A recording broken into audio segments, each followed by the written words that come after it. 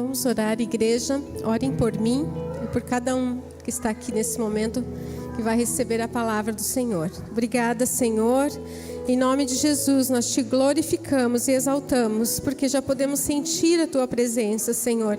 Nós vemos o Senhor respondendo a nossas orações. Muito obrigada, Senhor, pela tua graça, pelo teu Espírito Santo que habita em nós. E neste momento, Senhor, fala mais uma vez com a tua igreja, Senhor. Venha usar-me nas tuas mãos, Senhor, para transmitir a tua palavra, aquilo que o Senhor já tem falado na minha vida, no meu coração, Senhor. Que eu possa ser esse instrumento, Senhor, para abençoar os teus filhos neste momento, Senhor. Continua conosco nesse tempo. Em nome de Jesus, eu te agradeço e te peço em nome de Jesus. Amém.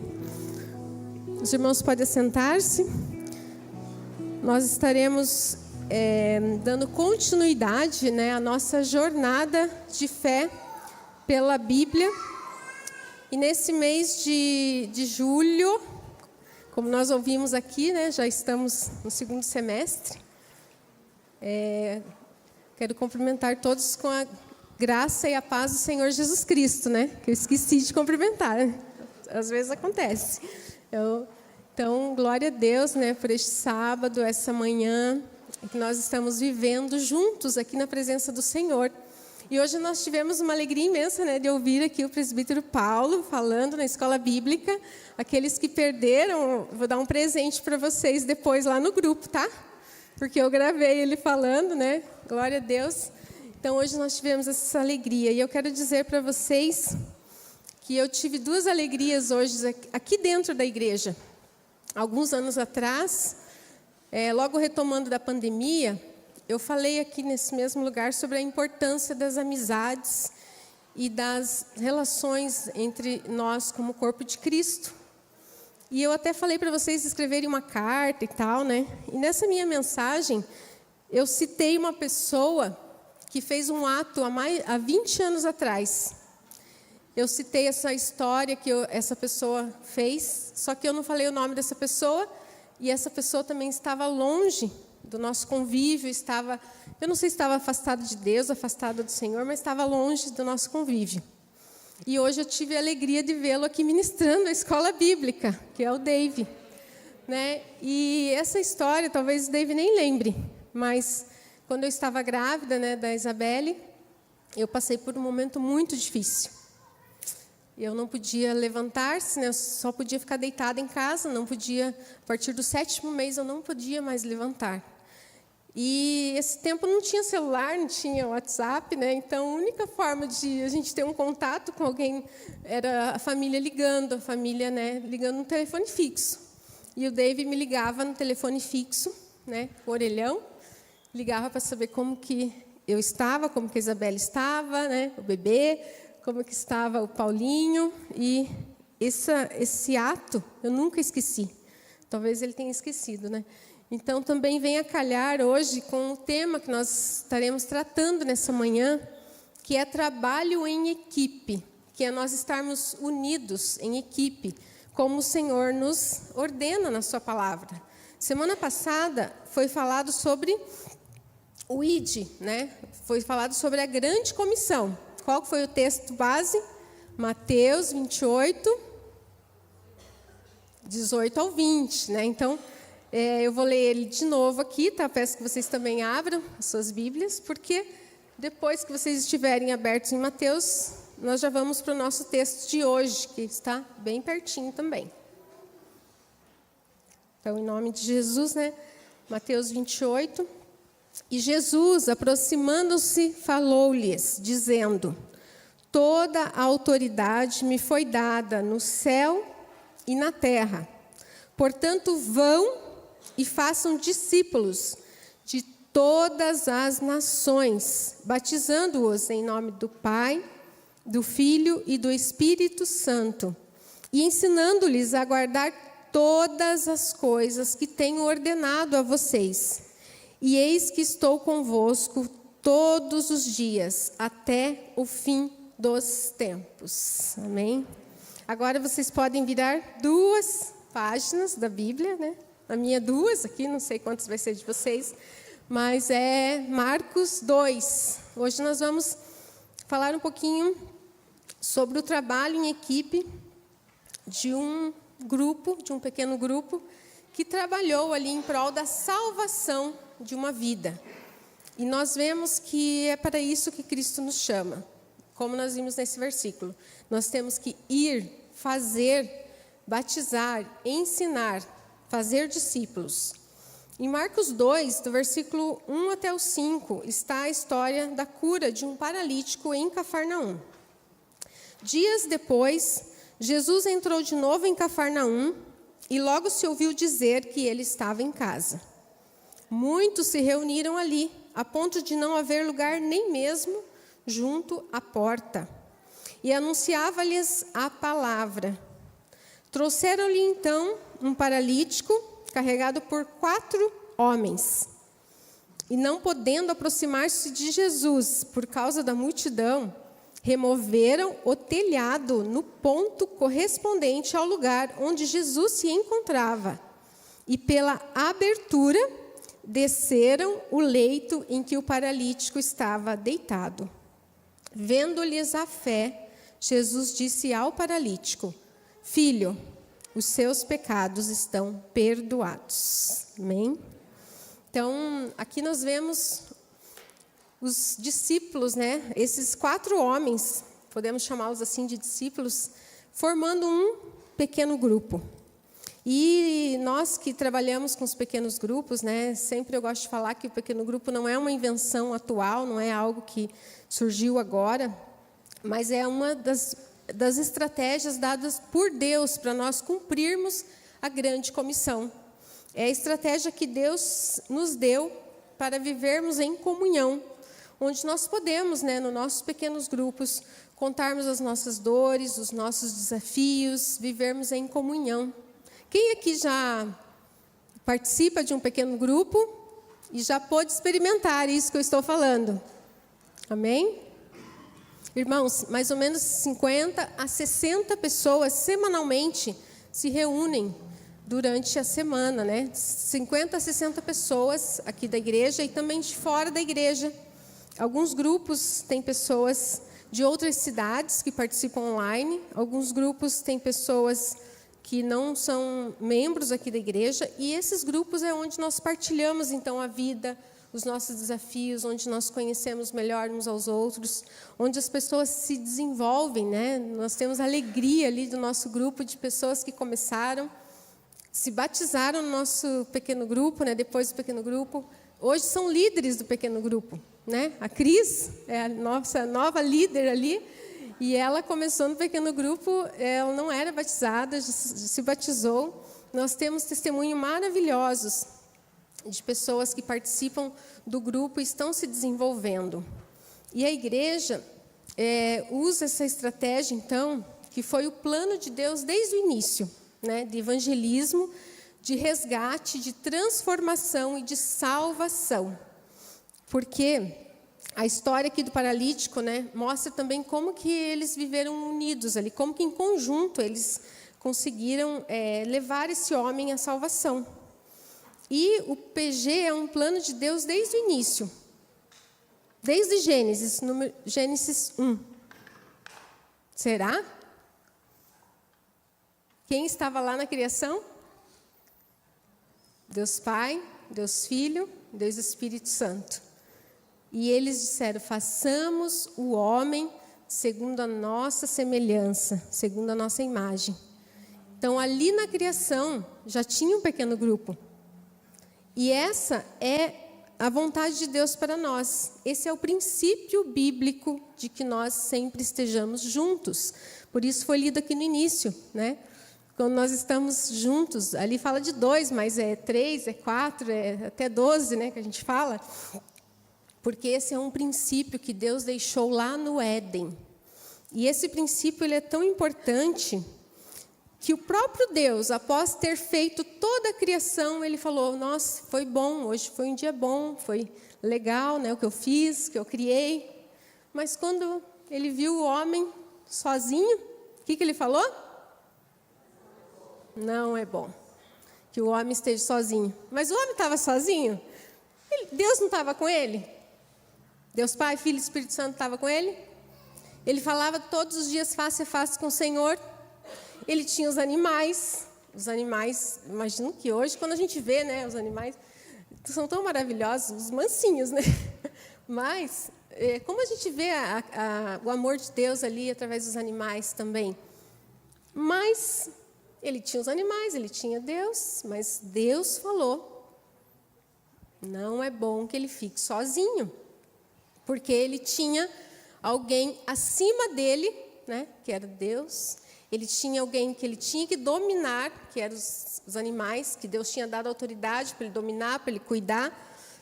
Mas ele não tinha alguém ao seu lado, que era para compartilhar aquilo, que era para olhar no olho dele e falar, que era para ele estar ali no dia a dia.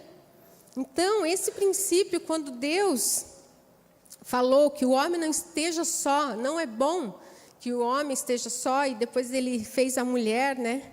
E esse princípio do caminhar em conjunto é algo que nós precisamos praticar no nosso dia a dia. Porque hoje nós vivemos num mundo onde as pessoas são individualistas.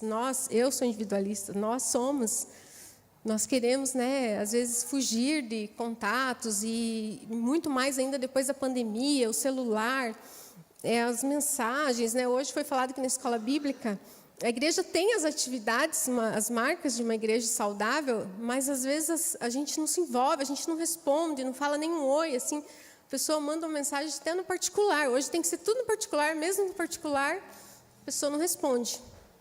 Porque nós estamos assim, né, muito individualistas. E a Bíblia, Deus então traz isso para nós. Nós precisamos viver em comunhão, em parceria, em colaboração uns com os outros. Outro exemplo também que eu posso trazer para vocês foi Moisés. Moisés foi um grande líder, né? Um dos líderes mais conhecidos na história. Tanto é que tem religiões que acreditam ele como um profeta, né? O grande profeta. E ele, quando foi escolhido por Deus, Deus apareceu para ele na sarça ardente. Deus apareceu de uma forma miraculosa, né? Imagine Deus aparecendo hoje e falar assim, Senhor, eu vou. Não, Moisés não aceitou o chamado. Eu quero que você vá lá livrar o meu povo da escravidão, Deus falou. Moisés falou, eu? Capaz, quem sou eu? Não vou não. Né? Daí Deus, não, você vai, eu estou te falando, vai acontecer assim, você vai falar com os anciões, eles vão te ouvir, você vai chegar até Faraó. Dele, não, eles não vão acreditar em mim. Senhor, não, eu não sou ninguém, eu não sei falar, eu sou difícil, estou escondido aqui no meio do deserto, fugi lá do Egito, fugi de Faraó, né? E começou a argumentar com Deus que ele não iria, de forma alguma. Eu sou pesado de língua, não sabia falar. Alguns dizem que ele era gago, Moisés, né? E era tímido, não sei. Mas para ser um homem tímido, depois nós vemos como Deus transformou ele, porque ele foi um dos nomes mais citados na Bíblia. Diz que mais de 600 vezes é citado o nome de Moisés. E ele ficou ali argumentando que ele não iria, de jeito nenhum. Né? A gente pensa, nossa, mas que petulância. Quando Deus já estava irritado, a Bíblia fala que Deus irou-se contra Moisés. Mas nesse momento que Deus irou-se, ele lembrou-se do seu princípio, que foi o princípio lá da criação, de não deixar o homem sozinho. Ele falou, você tem um irmão, não tem? Tenho Arão. Então é isso mesmo, Arão vai com você e Arão vai falar. Eu porei as palavras na tua boca, vocês vão conversar e Arão vai transmitir. E aí o que aconteceu? Sim, Senhor. Agora sim, né? Não estou sozinha, então, né? Arão vai comigo, então, ok. E aí, então, Moisés foi um dos maiores líderes junto com Arão nessa missão, né? E nós temos muitos exemplos, como Josué e Caleb, como outras amizades também, né, na Bíblia. E o próprio Jesus com os discípulos, né, os 12, seu pequeno grupo, e também com os 3, que era o grupo ali do discipulado, né, que a gente fala que é o grupo mais íntimo dele. E eles viveram muitos milagres muitas coisas importantes em grupo. Nós precisamos aprender, então, a trabalhar juntos, porque assim os milagres vão acontecer. Amém? Quando nós trabalhamos juntos, os milagres acontecem, como aconteceu aqui na vida desse paralítico. A cura desse paralítico, ela não começou lá na hora que ele desceu na frente de Jesus no teto. Essa cura começou quando os amigos começaram a trabalhar juntos. Quando os amigos do paralítico falaram assim: nossa, está sabendo que Jesus está aqui na cidade? Não, você mesmo, Jesus está aqui. Mas será que a gente consegue levar o nosso amigo lá? Precisa tanto, coitado, ele está há tantos anos nessa maca. Ah, Jesus pode curá-lo, nós temos fé que Jesus pode curá-lo. Nós precisamos levá-lo até lá. Então, eles começaram a compartilhar a boa notícia, que Jesus estava na cidade, que Jesus poderia curar aquele homem, amigo deles. E assim também nós temos uma boa notícia, amém? Nós temos o Evangelho. Nós precisamos pensar formas que nós podemos levar nossos amigos, aqueles que não conhecem a Jesus, a experimentar também essa experiência, essa vivência, a estar diante de Jesus. Nós precisamos planejar, pensar, porque muitas vezes a gente fala: mas eu não consigo. Mas você parou para pensar, para planejar, para criar estratégias, convidar alguém que tem mais, às vezes, jeito, que nem a Moisés e Arão lá, convidar outros 3 amigos, né, para ajudar a carregar a maca, porque sozinho não ia conseguir. Então, a gente precisa trabalhar juntos para ver o propósito de Deus e os milagres acontecendo. Mas, muitas vezes, nós vamos enfrentar obstáculos. E os obstáculos, eles são reais, né? E esses obstáculos ali para os homens foi, por exemplo, subir no telhado, destelhar a casa, carregar aquele homem, né? Os 4. Isso não foi fácil. E hoje, nós também podemos ter esses obstáculos. E o evangelismo, né, o levar alguém até a Jesus, também pode nos trazer algum incômodo, algum prejuízo, alguns esforços. Vai nos exigir coragem, muitas vezes, e até mesmo uma exposição, onde nós queremos ficar quietinho. Nós queremos ninguém me percebe aqui, mas vai exigir de nós oração, jejum e fé, né? E vocês podem pensar: mas essa exigência é alta, será que compensa isso? Vale a pena? Mas a recompensa, ela é eterna. Eterna. Porque vocês imaginem lá uma pessoa poder testemunhar que você ajudou ela a estar com Jesus, estar mais perto de Jesus. E o nosso desafio hoje, então, pode não ser a multidão, mas pode ser a indiferença, pode ser o cansaço, né? A canseira, que a gente tanto fala, a correria, que a gente tanto fala, né, Ney? Correria. A agenda, né, que hoje foi falado aqui também na escola bíblica. A rotina. Mas será que essas são realmente desculpas grandes o suficiente para a gente deixar de salvar, deixar de levar alguém à salvação?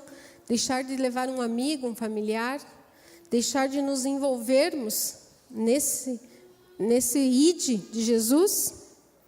Os amigos daquele paralítico, eles fizeram o que estavam ao alcance deles, mas Jesus fez o milagre. E Jesus está pronto a fazer o milagre, mas nós também precisamos abrir as nossas vidas, abrir a nossa casa para um PG. A nossa casa pode ser esse telhado, que as pessoas vão chegar até Jesus. Abrir a nossa sala, né? Abrir o nosso espaço. Não importa se é grande, se é pequeno, né? Se é um apartamento. Nós precisamos abrir as nossas vidas, né? Para isso, para que Deus possa agir através de nós. Porque a missão nossa, que Deus nos deu, é muito importante. E nós, além de estarmos ajudando nessa missão, nós também precisamos ter o cuidado para não estarmos atrapalhando, porque nós vemos aqui nessa história aqueles que abriram a casa, né? A casa possivelmente diz que era de André e Pedro e André, porque aqui em Marcos 1:29 diz que Jesus tinha ficado na casa de Pedro e André. Então, aquela família que abriu a casa para receber Jesus e receber toda aquela multidão, né? Nós podemos ser os amigos, que nós estamos enfatizando mais hoje aqui, mas nós talvez podemos estar sendo ou ter sido aquela multidão que estava atrapalhando ali também a passagem do que precisava da cura. A multidão que estava impedindo. Muitas vezes nós podemos estar sendo a multidão, impedindo, através de não estarmos orando, não estarmos levando, não estarmos falando, ou estarmos só nos aglomerando de forma de curiosidade, né, como estavam ali, né? Qual grupo nós temos sido? Qual grupo nós temos sido? Aqueles que levam, aqueles que recebem, aqueles que ficam só ali aglomerando e atrapalhando? Às vezes nós estamos tão cheios de atividade, né?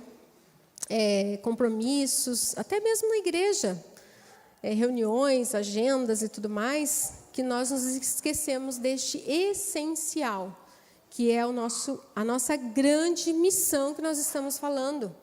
A grande missão que nos deu, que é levar pessoas até Cristo. E os pequenos grupos são essa estratégia, então, viva, essa estratégia calorosa, acessível, né? O evangelismo ali na sala, no café, na sopa, né? No lanche. A gente já faz o lanche antes, já lá em casa, já quebra o gelo, né? Começa o PG, já está quebrado o gelo. Então, ali naqueles momentos de comunhão que a gente consegue olhar no olho das pessoas, perguntar como você está, como foi aquela consulta, como foi aquele teu pedido de oração que você falou semana passada, você estava com uma dificuldade. É ali que nós podemos viver as mutualidades. Existem mais de 30 mutualidades que nós precisamos viver como corpo de Cristo. O Novo Testamento traz muitas dessas mutualidades. Que é a mutualidade?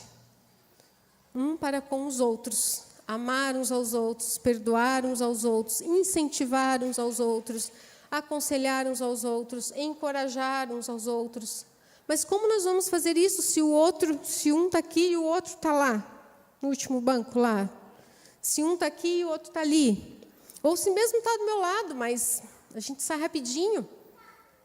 Não tem como nós vivermos as mutualidades dentro da igreja, somente aqui dentro. A igreja é importante, o culto coletivo é importante, onde nós vivemos essa experiência de adoração, alegria. Não estou dizendo que não, irmãos, tá?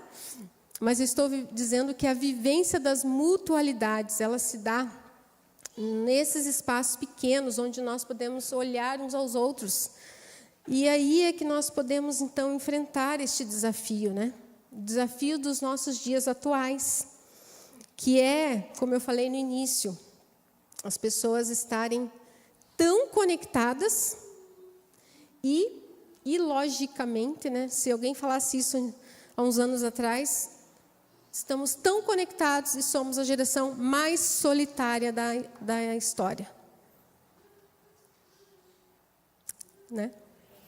Quantos aqui muitas vezes se sentem solitários? Não tem com quem falar, não tem com quem... Aconteceu um negócio, não sei, vamos postar na rede social? Não dá, eu vou postar lá no meu status. Né? Tem gente que faz isso, mas é difícil. Nós estamos muito conectados, sabemos de notícias do mundo inteiro que isso vai ter a ver com a minha vida. Muitas vezes essas notícias acabam até nos deixando piores, né, como seres humanos, como pessoas, como cristãos, como filhos de Deus.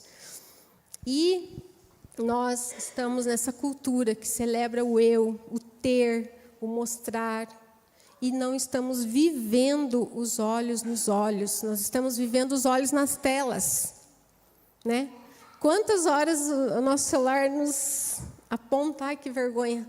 Quantas horas ficou a tela acesa ali no seu celular, gente? O meu, quando eu olho lá, um relatório mensal, semanal, né, que parece.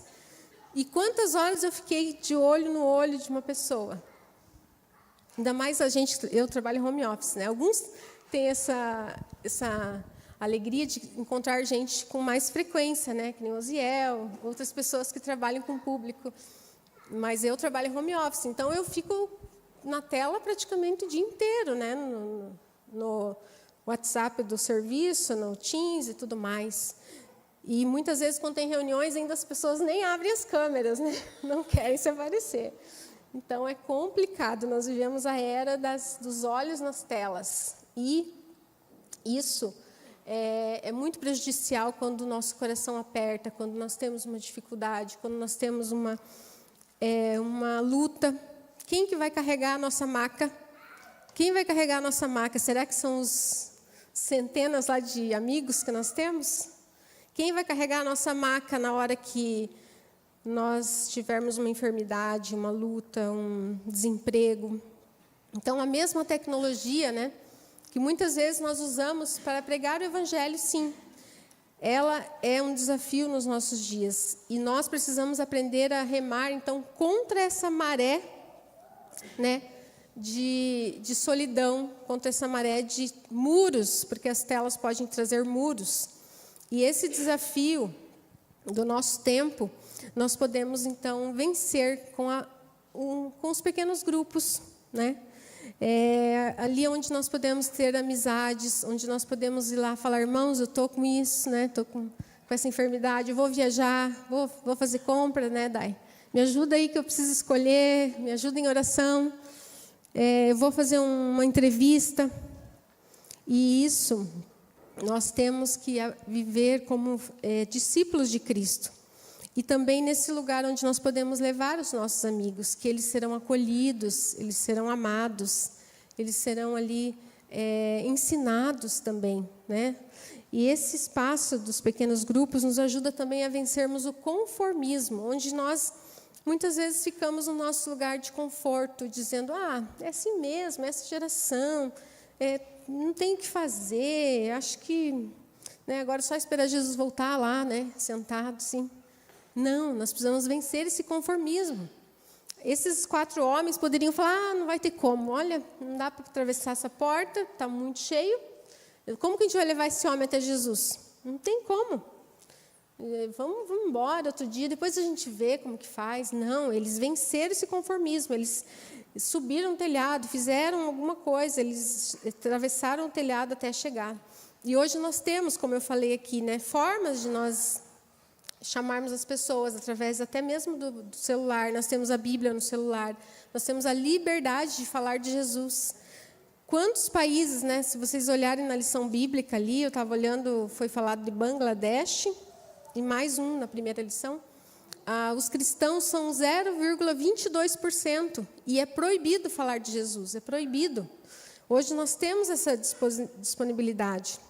Nós precisamos usar os nossos recursos disponíveis, a nossa força, a nossa criatividade, a coragem, né, de enfrentarmos. E esses homens, eles enfrentaram ali, talvez eles tenham se machucado, talvez eles tenham sido criticados, mas levar alguém a Cristo era a missão deles. E nós temos esses recursos hoje. A nossa casa, né, o nosso tempo, o nosso celular ali que nós estávamos falando que pode ser prejudicial, mas pode ser para convidar alguém. Pode ser para mandar uma mensagem, oi, como você está? Estou orando por você. Né? Pode ser para postar uma foto do PG. Né? Tem gente que falou para mim, eu vi as fotos do PG, me deu uma vontade de participar. Né? Então, também é uma forma de nós divulgarmos o nosso grupo, o nosso pequeno grupo. Né? E nós precisamos ser perseverantes. Perseverantes. Não é começar hoje, fazer um dia e parar. Né? Porque os resultados, às vezes, são demorados. Né? Ariane, foi mais de 10 anos para o Murilo se batizar. Né? Se ele escutar, ele sabe que é verdade. Mais de 10 anos. E ele estava lá no PG, eu falei, Ariane, vamos orar. Simone, vamos jejuar, né, Simone? A Simone sempre chama a gente para orar e jejuar. Vamos jejuar, porque está difícil aqui o negócio, né? E glória a Deus, né? Batizou, está aí servindo ao Senhor. Então, às vezes vai tempo, às vezes a gente tem que ter paciência. Não adianta, Senhor, vai batizar, não. Não vai batizar, está ali, né? Vou desistir. Não, tem outra pessoa lá no PG, né? Não vou falar, mas ela sabe. vai batizar, né? A gente está trabalhando com ela, né? Então, a gente precisa ter paciência. A paciência para que a gente possa ver os milagres acontecerem. Quantos milagres talvez nós não vemos porque nós não queremos esperar, porque nós não temos a paciência. Nós precisamos trabalhar em equipe, ter essa paciência e fazer o que nós precisamos fazer para que Deus faça o que só Ele pode fazer. Que aqui nesse caso, quando Ele falou, filho, seus pecados estão perdoados, Ele trouxe salvação a essa vida. E logo depois, Ele curou fisicamente também. Então, Ele trouxe primeiro o perdão, limpou as suas feridas, trouxe o perdão que talvez esse homem tivesse ali no seu coração. E diante das pessoas, naquela época, pensava-se assim, quem tem uma doença como essa, com certeza pecou ou os pais pecaram. Era esse entendimento que se tinha na época. Por isso Jesus falou, filho, seus pecados estão perdoados. Porque Jesus queria resgatar a vida dele, resgatar a sua identidade, resgatar a vida naquele homem, a alegria da salvação. E então depois ele falou, pegue, no versículo, depois Jesus ainda fala, né, para os escribas e fariseus que estavam pensando que Jesus estava blasfemando, né? Jesus falou, levante-se, pegue o seu leito e vá para a sua casa. E ele se levantou, versículo 12. E no mesmo instante, pegando o leito, retirou-se à vista de todos, a ponto de todos se admirarem e darem glória a Deus, dizendo, jamais vimos uma coisa assim. Glória a Deus. Então é isso que nós podemos ver, nós podemos dar glórias a Deus através das vidas que são transformadas, que são salvas, que são resgatadas no nosso meio, nos nossos grupos. E nós queremos, então, fazermos como esses amigos.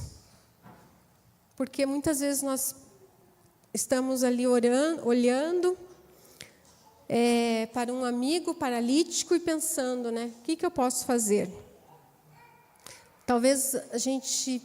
eu não tenho recursos financeiros, eu não sei pregar... Eu não conheço muito da Bíblia, eu não sei as doutrinas, mas uma coisa você pode fazer, né? Abrir a sua casa, participar de um pequeno grupo, convidar alguém para fazer parte de um pequeno grupo. Não é só o pastor, nós somos discípulos de Cristo, e os discípulos fazem discípulos. Nós somos chamados a fazer discípulos. Nós somos chamados a abrir os caminhos, mesmo que este caminho seja, né, abrir o teto, né, e não para ficar entupindo ali a entrada, fechando a saída. E hoje eu quero apresentar para vocês alguns carregadores de macas. As fotos que eu mandei lá para o Eric e para a mídia, alguns carregadores de macas que carregam as macas durante a semana, né? Nós, no Ministério de Ensino, fazemos a coordenação dos pequenos grupos. Eu sou responsável pela coordenação dos pequenos grupos, junto com a Jaque e a diaconisa Angelita, agora que está somando conosco. E esses pequenos grupos têm sido bênçãos durante a semana. Nós temos 9 pequenos grupos em atuação, e mais um que está nascendo aí, né? Os meninos lá. Mais um que está nascendo, glória a Deus. E aí vocês podem ver, então, os carregadores de macas. Alguns, né, virtuais. Nós temos, então, o grupo da melhor idade, o Shalom. Cada pequeno grupo tem um nome, né? O Shalom, que é o presbítero Daniel, líder, e o presbítero Ienos, o presbítero Silvio, né, colaboram. São os líderes nesse pequeno grupo da melhor idade. E mesmo no frio, eles estão lá com touquinha, com cachecol, entram no encontro, participam do encontro e compartilham a vida, né? Nesse caso, a tela na tela, mas é olho no olho também, né, Ianos? Então, tem sido uma bênção. Pessoas de outras cidades participando também do Shalom, pessoas conhecendo a Cristo. E eu acho interessante a constância desse grupo, né? Os irmãos participam sempre. Nós temos também a das mulheres, Alegria. Tem um pequeno grupo que chama Alegria. A líder é a Níria e a Fátima, né? São mulheres ali que estão desde 2020. Também o Shalom desde 2020. Tem o grupo das Atalaias. Cleonilda, a diaconisa Cleonilda e a Darlene, que são as líderes ali desse grupo. Um grupo onde as mulheres se sentem acolhidas, podem contar suas histórias, semana após semana. Nós temos o grupo Adultos Presencial, que ainda não tem nome, que eu estou tentando achar um nome para eles, do Cleverson, da Jaque, da Val, da diaconisa Val, que acontece presencialmente desde 2019. Era um pequeno grupo lá da casa do Gediel, né, do pastor Gediel, que migrou para a casa da Cleverson e da Jaque. Acontece nas terças-feiras. É um grupo que tem pessoas de outras cidades que acompanham. Ele é híbrido, então é presencial e online. E nesse grupo tem a Mariene, que é de Ivaiporã, tem amigos da Jaque, do Cleverson. Semana passada participou o Peterson. Participa pessoas do condomínio da Jaque, né? Então, amigos também, né, da Thaís, da Lília, pessoas que participam nesse grupo. Nós temos o PG Presença, que acontece na minha casa, né, que são os líderes, o presbítero Osiel, o Adiel e a Cris, né? Um grupo muito abençoado, glória a Deus. Também desde 2019 nós multiplicamos esse grupo esse ano, para a glória de Deus. Então, esse grupo que era lá da minha casa, agora tem o grupo na casa do pastor Valdério e da Angelita, que se chama Grupo Entrega.